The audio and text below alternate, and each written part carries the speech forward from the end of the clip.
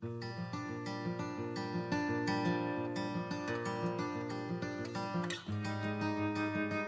is April the 16th.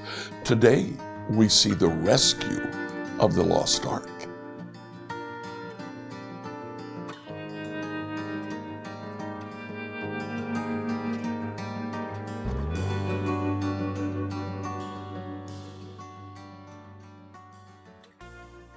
Today, as we read through the Bible in a year, please read 1 Samuel chapters 4 through 7. In 1 Samuel 4, the Philistines attack Israel, and Eli's sons take the Ark of the Lord to lead Israel into battle, as if the Ark of the Lord were a magic talisman, a token to be used in battle. Well, it's not. Israel lost the battle. The ark was captured. Eli's sons were killed, as Samuel had prophesied and as the man of God had prophesied. When Eli heard about it, he himself fell over backwards and died. The ark is now held in Philistia. As is typical, talismans, tokens, idols of gods that have been conquered are taken to the temple of their god. Well, they took the ark to Ashdod, where there was a temple to the god Dagon. Dagon was a fish man, body of a man, head of a fish. The first night they put the ark there. When they went into the temple the next morning, they found the ark prostrate before, they found Dagon, the idol of Dagon, prostrate before the Ark of the Covenant. Well, they put Dagon back in his right place. The next morning when they came in, Dagon's head had been knocked off and was outside the temple, the body again prostrate before the ark. They say something's going wrong here. So they move the ark to a different city. They move it to the city of Gath, where people have an outbreak of tumors on their body. Gath sends it to Ekron. It's in Ekron. And we're told that a plague comes to Ekron. And again, tumors break out. Now, by chapter 6, the Philistines are saying, what do we do? What do we do? And they say, well, let's send it back to Israel. They make little golden talismans, 5 tumors and 5 rats. First time rats are mentioned, but it's said that the rats infested the cities where the ark was, possibly bringing the plague with them. By chapter 6, verse 18, they fabricate 5 golden tumors and 5 golden rats to send with the ark. Why 5? Because apparently the ark was in 5 cities. It only mentions 3, Ashdod, Gath, and Ekron, but the cities of Ashkelon and Gaza are added to this list. In chapter 7, the ark is brought back to Israel. They get as far as the house of a man named Abinadab. They put the ark in his house. Abinadab moves out of his house, gives his house as a small temple to God, and his family is incredibly blessed for the duration of the Lord's presence in his house. At the end of chapter 7, Samuel, who is priest now over Israel, is also announced as judge. In 7:15, Samuel continued as Israel's judge for the rest of his life. How so? He leads Israel into battle against the Philistines, and he drives the Philistines back. Israel is able to leave peacefully, all during the duration of Samuel's life. Enjoy today as you read 1 Samuel 4 through 7. And Samuel's words went out to all the people of Israel. At that time, Israel was at war with the Philistines. The Israelite army was camped near Ebenezer, and the Philistines were at Aphek. The Philistines attacked and defeated the army of Israel, killing 4,000 men.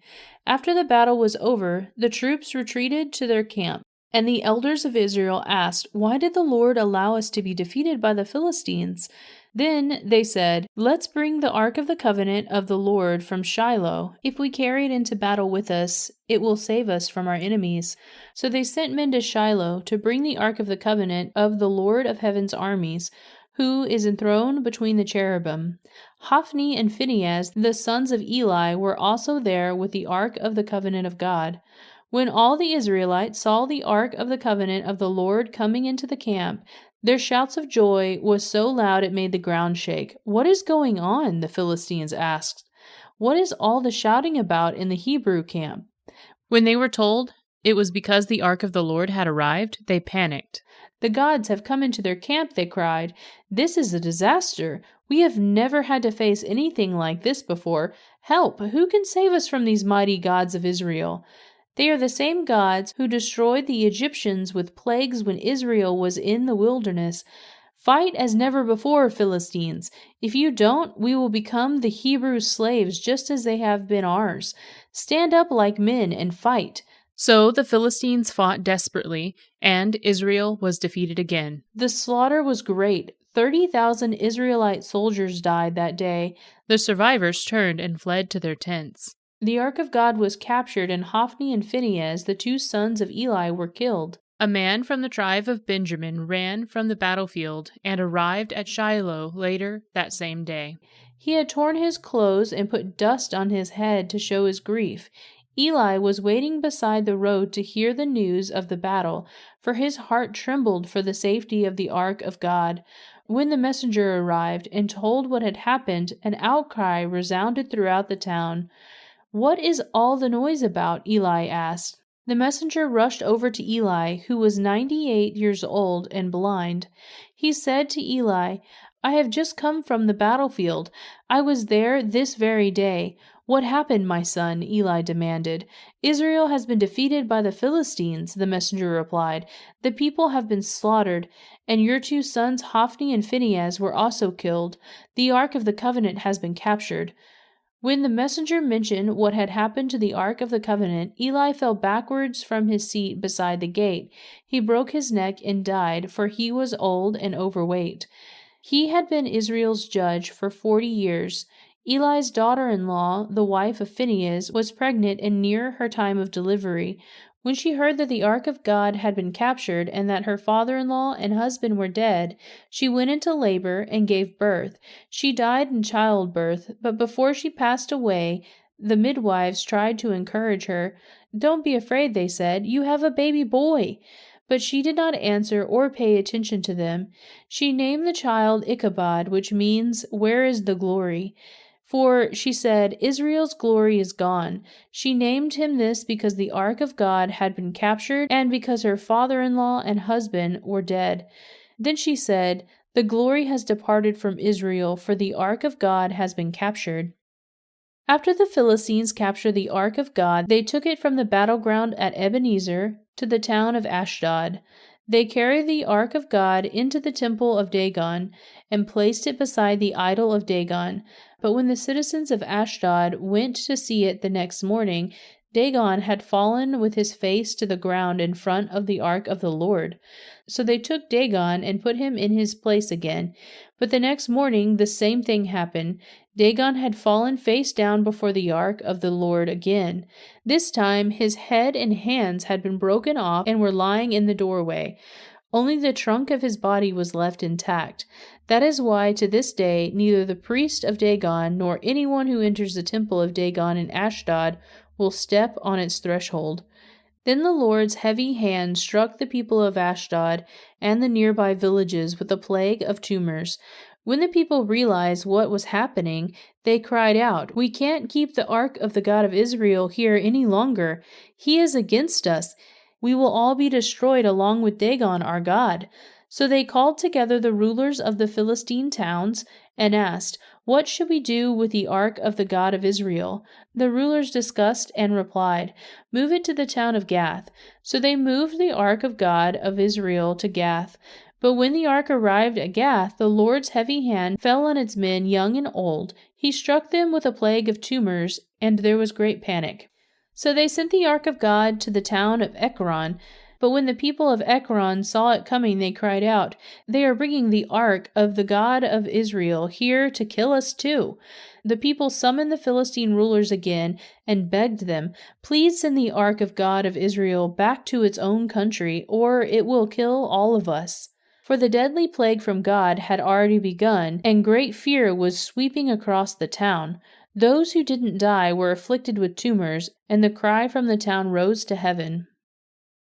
The ark of the Lord remained in Philistine territory 7 months in all. Then the Philistines called in the priests and diviners and asked them, "What should we do about the ark of the Lord? Tell us how to return it to its own country." "Send the ark of God back with a gift," they were told. "Send the guilt offering so the plague will stop. Then, if you are healed, you will know that it was his hand that caused the plague." "What sort of guilt offering should we send?" they asked. And they were told, "Since a plague has struck both you and your 5 rulers, make 5 gold tumors and 5 gold rats, just like those that have ravaged your land. Make these things to show honor to the God of Israel. Perhaps then he will stop afflicting you, your gods, and your land. Don't be stubborn and rebellious as Pharaoh and the Egyptians were. By the time God was finished with them, they were eager to let Israel go. Now build a new cart and find 2 cows that have just given birth to calves. Make sure the cows have never been yoked to a cart. Hitch the cows to a cart, but shut their calves away from them in a pen. Put the ark of the Lord on the cart, and beside it place the chest containing the gold rats and gold tumors you are sending as a guilt offering. Then let the cows go wherever they want. If they cross the border of our land and go to Beth Shemesh, we will know it was the Lord who brought this great disaster upon us. If they don't, we will know it was not his hand that caused the plague. It came simply by chance." So these instructions were carried out. 2 cows were hitched to the cart, and their newborn calves were shut up in a pen. Then the ark of the Lord and the chest containing the gold rats and gold tumors were placed in the cart. And sure enough, without veering off in other directions, the cows went straight along the road toward Beth Shemesh, lowing as they went. The Philistine rulers followed them as far as the border of Beth Shemesh. The people of Beth Shemesh were harvesting wheat in the valley, and when they saw the ark, they were overjoyed. The cart came into the field of a man named Joshua and stopped beside a large rock. So the people broke up the wood of the cart for a fire and killed the cows and sacrificed them to the Lord as a burnt offering. Several men of the tribe of Levi lifted the ark of the Lord and the chest containing the gold rats and gold tumors from the cart and placed them on a large rock. Many sacrifices and burnt offerings were offered to the Lord that day by the people of Beth Shemesh. The 5 Philistine rulers watched all this and then returned to Ekron that same day. The 5 gold tumors sent by the Philistines as a guilt offering to the Lord were gifts from the rulers of Ashdod, Gaza, Ashkelon, Gath, and Ekron. The 5 gold rats represented the 5 Philistine towns and their surrounding villages, which were controlled by the 5 rulers. The large rock at Beth Shemesh, where they set the ark of the Lord, still stands in the field of Joshua as a witness to what happened there. But the Lord killed 70 men from Beth Shemesh because they looked into the ark of the Lord, and the people mourned greatly because of what the Lord had done. "Who is able to stand in the presence of the Lord, this holy God?" they cried out. "Where can we send the ark from here?" So they sent messengers to the people of Kiriath-Jearim and told them, "The Philistines have returned the ark of the Lord. Come here and get it." So the men of Kiriath-Jearim came to get the ark of the Lord. They took it to the hillside home of Abinadab and ordained Eleazar his son to be in charge of it. The ark remained in Kiriath-Jearim for a long time, 20 years in all. During that time all Israel mourned because it seemed the Lord had abandoned them. Then Samuel said to all the people of Israel, "If you want to return to the Lord with all your hearts, get rid of your foreign gods and your images of Ashtoreth. Turn your hearts to the Lord and obey him alone. Then he will rescue you from the Philistines." So the Israelites got rid of their images of Baal and Ashtoreth and worshipped only the Lord. Then Samuel told them, "Gather all of Israel to Mizpah, and I will pray to the Lord for you." So they gathered at Mizpah, and in a great ceremony drew water from a well and poured it out before the Lord. They also went without food all day and confessed they had sinned against the Lord. It was at Mizpah that Samuel became Israel's judge.